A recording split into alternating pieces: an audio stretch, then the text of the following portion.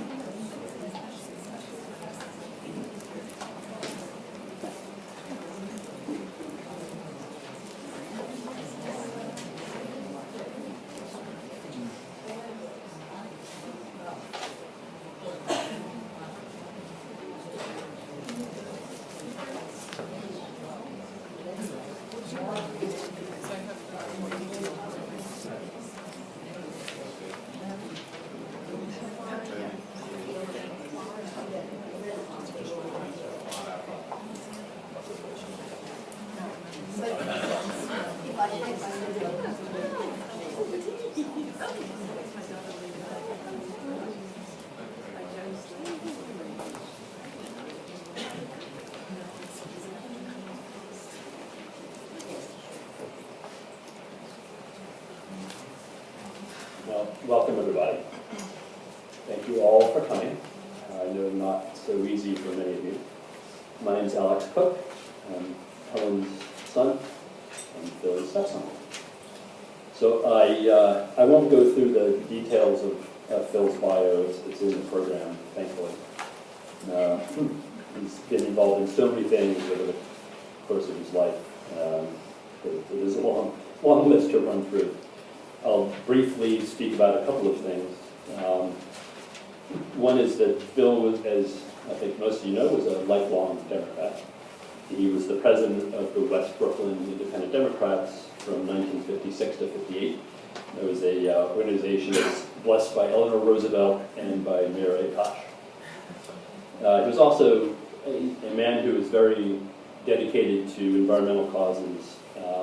One of the projects that he was deeply involved in was the building of protection policies into the contract of work that he negotiated for the establishment of a town and a processing plant and a hydroelectric dam as part of the nickel mining operation in Indonesia when he was running Inco's mining division there. It was the first of what came to be called the second generation contracts between the Indonesian government and foreign investors, and was a model for many contracts that followed. After he retired from the National Gallery of Art in 2000, Phil retired to Norfolk, Connecticut. He was the seventh generation of his mother's family to live there, and it was a place that he loved all his life, where his passion for birds could be satisfied by early spring excursions. Sightings were recorded in a book he kept continuously from the age of 8. Although devoted to the rural peace of Norfolk, Phil was also committed to the cause of international relations and world peace, a passion perhaps reflected in the cosmopolitan nature of his family, whose members represent 7 nationalities and who live on 4 continents. So you'll understand why not all of us are here today. Phil's wry sense of humor led to his reputation as a teller of shaggy dog tales that gripped the listener no matter how many times repeated. On a personal note, Phil became my stepfather when I was less than 2 years old. When I was in elementary school, I wrote him a letter explaining that while I thought of him as my father, after many years of calling him Phil, it would be too confusing to switch to Dad. So Phil, he remained, but he was absolutely a father to me in all senses of the word. When you're very young, it's often difficult to see your parents as the multidimensional people that they really are, with a full history and a life outside of the time that they spend with you. So it was with me. I took for granted the fact that Phil had taken on full responsibility for me and my 3 older sisters when he married my mother, despite the fact that he had 3 children of his own from his first marriage. And that was just the family we were, in my view. It was a little more interesting baby, but nothing out of the ordinary. Of course, as I got older, I realized how special that act really was, and how characteristic of Phil, who was such a constant and dependable, unassuming and unselfish supporter of my mother and my combined family. As I would later discover, that was who he was at work as well, and with his friends, and for the many causes and organizations that he supported. I'm so fortunate to have had Phil as my father.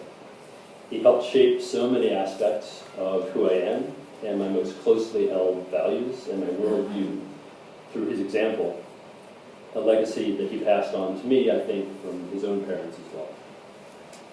Among these values were Phil's fundamental sense of honor and justice. He certainly picked up some of that from his father. The importance that he placed on fulfilling personal commitments and obligations, strength in the support of those that he loved, maintaining a global perspective, a sense of obligation to those less fortunate than himself, respecting the views and rights of people unlike himself, and of course, his sense of humor and his truly genuine smile that let you see the youth within the man. Even in the last weeks, it was these qualities that came through, and I'm so glad we had that time together at the end, where I had a chance to care for Phil a little, as he had cared for me for so many years. Phil, I will remember you singing me to sleep when I was little, and guiding me through so many rites of passage, teaching me to pee standing up, spending patient hours with me putting model airplanes together, teaching me how to play chess and poker, gin rummy, tennis, teaching me how to swim, how to shave, how to drive. There's a little bit more precarious elements. Teaching me the importance of education, and teaching me the importance of humor and a few good jokes along the way. I love you and will miss you very much. So we have a few speakers that will be coming up rotation. So the first of those is Nancy Jessup.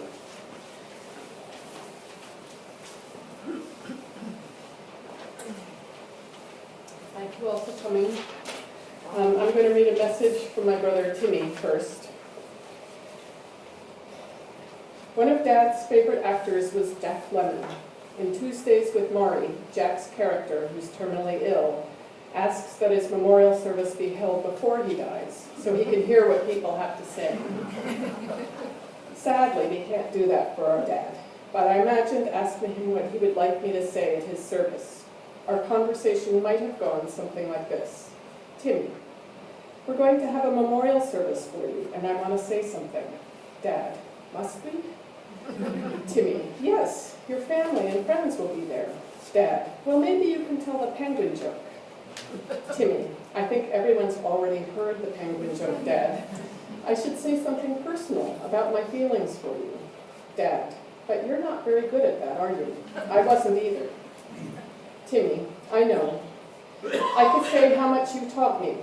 How to throw and catch a baseball, play tennis, how to tell a story and read a contract. You taught me the names of clouds and birds, and why it's important to take care of the people you love. Dad, yes, that is important. Timmy, I love you, Dad. Dad, thanks, I love you too. Okay. I could always find my father in a crowd. He stood head and shoulders above everyone else. When I was little, his hand swallowed mine as we walked. Riding on his shoulders, I felt I could touch the clouds. Dad was not a demonstrative man, but he loved deeply and steadfastly. He showed us his love in his generosity and the opportunities he provided for all of us. I especially felt his love on our annual early spring bird walks in Norfolk, our family's home in Connecticut. It was our ritual. Other family members would talk about joining us, but usually it was only Dad and I, occasionally a particularly energetic child, or an enthusiastic dog who were willing to rise in the pre-dawn light every year and traipse along our accustomed route. From Toby Pond, where we often startled a heron to take flight, to Tamarack Pond, to South Pole, and down to the bobolink field off of West Side. Dad kept a record of every bird that we identified by sight or by its song, a record he'd kept since he was young and began going on bird walks with his great uncle, Fred Walker. Dad was not a religious man, in fact, the opposite. He believed deeply in the goodness of the human spirit. He was an unflagging optimist who believed that the world could and would be a better place, and that we all have a responsibility to make it that way. Though Dad had lived in such far-flung places as Cuba, London, Indonesia, Washington, and northwestern Connecticut, he was always a New Yorker. Some of my most cherished memories of him are in New York. When I was little and we lived in Brooklyn, he would sometimes walk me to school at PS 8 on his way to Manhattan via the Brooklyn Bridge. He used to take us to baseball games, both the Yankees and the Mets, though the Yankees were always more memorable. I was 12 years old when we saw Mickey Mantle hit his 500th home run and Yankee Stadium erupted. On a bitter, cold February day in 2003, Dad stood with me, along with my aunt and uncle from Cleveland, and 100,000 others on 3rd Avenue to protest the U.S. invasion of Iraq. Dad helped me show my daughter Phoebe the sights of New York from the top of the Empire State Building. It's fitting that his last days were spent in New York and that his hospital room looked out over Central Park. When Dad was in the hospital, he was gracious and kind to all of the staff, and they loved him for it. And he held on to his sense of humor. He told one nurse, as she was administering his pain medication, that he was going to put her in his will. As we sat with him and read him messages from family all over the world, he commented to us that I should do this more often. It's heartwarming to get all this attention. On Dad's last day, 12 weeks ago, Marty, Timmy, Alex, Francesca, Helen, and I were all in Dad's room at Mount Sinai when the music therapist came in to sing with us. He had brought some Simon and Garfunkel and some Beatles songs, which we sang. We then took over and started singing some of our old family standards, songs we had sung endlessly on car rides or that had been sung to us when we went to bed as children. Old college songs and army songs, songs passed down through the generations and brought to us from Australia. At that point, Dad could no longer talk, but he was clearly singing along with us. His eyebrows moved in time with the music. Dad is with me now in the heron that stalks the shores of Toby Pond, in each joke that I tell, the old songs that I sing, and in the way that I live my life.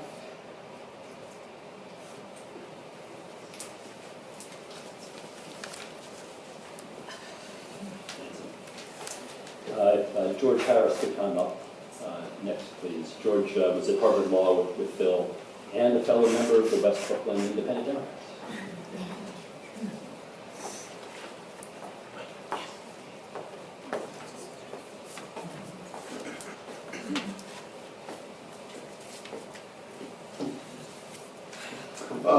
I've been asked to say a few words, 5 minutes worth, about a rather intense period in Phil's life as well as mine, involving that strange name you see on the program called the West Brooklyn Independent Democrats. Those of you who know Brooklyn will know a great deal about it. The Manhattanites and those from out of town, unfortunately, will have to bear with me. I first met Phil in 1949 when we both entered the Harvard Law School. As I recall, we were the first class that didn't have to listen to that refrain of look at the man on your left, look at the man on your right. One of you won't be here at the end of next year. The other great distinction of the class was, despite having 2 United States senators, a plethora of representatives in the House, and various other politicians, we were the last Harvard Law School class with no women. When we all ended up in Brooklyn Heights after a 2-year stay in Manhattan, all working as lawyers, I took up with Phil again a bunch of lunches, and it turned out that we had both worked in parts of this presidential campaign of Adlai Stevenson, who some of you will recall. it was a bad scene. And at various lunches, we groused to each other about the fact that the regular Democratic Party in New York had not given outstanding support to our candidate, and that we felt something should be done about it. And so one evening, perhaps having a beer or two, we ran into another friend of ours named H. Arthur Steinberg and retired to his kitchen, where we groused some more. And then Phil, like Phil, said, we've got to do something about this. We will form our own political club, and we will challenge them. That's the regular party in Brooklyn. So, right there on the kitchen table, he sketched out a words about what we were going to do and how we would do them, and we were off to the races. Phil was, as you know, a leader, a natural born leader, although somewhat diffident in his approach to leadership. He was the spark plug of this organization, which by word of mouth grew to have, I don't know how many of the young lawyers of Manhattan who were all listening to congregated in Brooklyn Heights. And we very rapidly, all of us, decided that we were going to throw out these people that were constituted the regular party, although we had about as much chance of doing that as a snowball in hell. And we got at it. Pretty soon we had well over 100 people and argued endlessly about how to do things. With Phil's optimism about things, the organization seemed to take off. In early 1958, we had the temerity of nominating candidates to run for the state assembly, to run for the leader, as he was called, and an important figure in Democratic politics, and the co-leader. The co-leader was the female leader. To let you know how, well, we knew something about politics, and we knew that all politics in New York is ethnic. We nonetheless, in a district in which the Democrats were almost entirely Italian and Irish, nominated a Jew for the assembly. We nominated a leading Yalie, namely Phil, for the leader, and Joan Thomas, a transplanted Californian who's had the good looks of the three of us, to be the co-leader. And we were off to a very busy campaign. Luckily, we caught an issue right at the beginning of the campaign, because down in Red Hook, and I don't know how many of you know Red Hook, but in those far-off days, Red Hook was, well, if you've seen On the Waterfront, that was Red Hook. It was heavily full of longshoremen. They shaped up, if you know what that is, every morning. And if they were lucky in the shape up, they had a job for the day and money to support their families. At the very beginning of the campaign, it turned out that there was a small park just south of Hamilton Avenue, which had a bench in it and had a lone tree. And there was an announcement from the city of New York at the beginning of our campaign that the city was going to close this park and turn it into a truck weighing station so that when the trucks got loaded at the ships, they would be able to weigh them right away and see how much duty was done and that kind of thing. We seized on this issue. I remember sitting with Phil and some of the other members when we all decided that was it for us. And I don't know how we had the temerity to do it, but we brought a lawsuit against the city of New York I think the United States of America because it was longshoremen. And we had all the publicity we could handle. Of course, as time went on, we were able to adjourn these things a couple of times. And when Ed Kiernan, who later became a counsel to one of New York's largest advertising agencies, came in one day and told us all that this wasn't a park at all, and that the city had a right to do whatever they wanted to. So we quickly got out of that and looked for another issue. But in the meantime, we've gotten to know some of the people in Red Hook, and Phil and the rest of us could get a drink bought for us in any bar in Red Hook for free. Well, the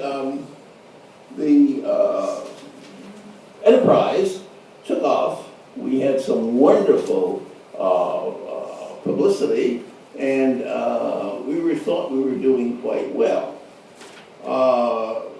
But one of the things that happened was after this debacle with the park, non-park, we found that we were not doing as well as we thought we were. So Phil turned, as he was usually optimistic and did, and looked around, and it turned out that, of course, he knew Eleanor Roosevelt. So he called her and said, wouldn't you like to come out to Brooklyn? Well, Eleanor was having her own fight at the time with a man named Carmine DeSapio, famed in New York as the Democratic leader of New York. He, again, hadn't done very much in the election for Stevenson, and wasn't doing an awful lot, she felt, in the social things in which she was very interested. And so whether she got confused about Brooklyn being part of Manhattan, or whether Phil was able to just talk her into it, but she said she was coming. And so we hired a hall. We gave strict instructions to Ann Balgar to make sure it was air conditioned, because in those far off days, air conditioning was not universal. And assured us for the amount of money we were able to raise, she had gotten an air-cooled hall. And so the evening came in late July, and I can still remember it was a long, narrow room, and the fans were busy working. That was the air cooling.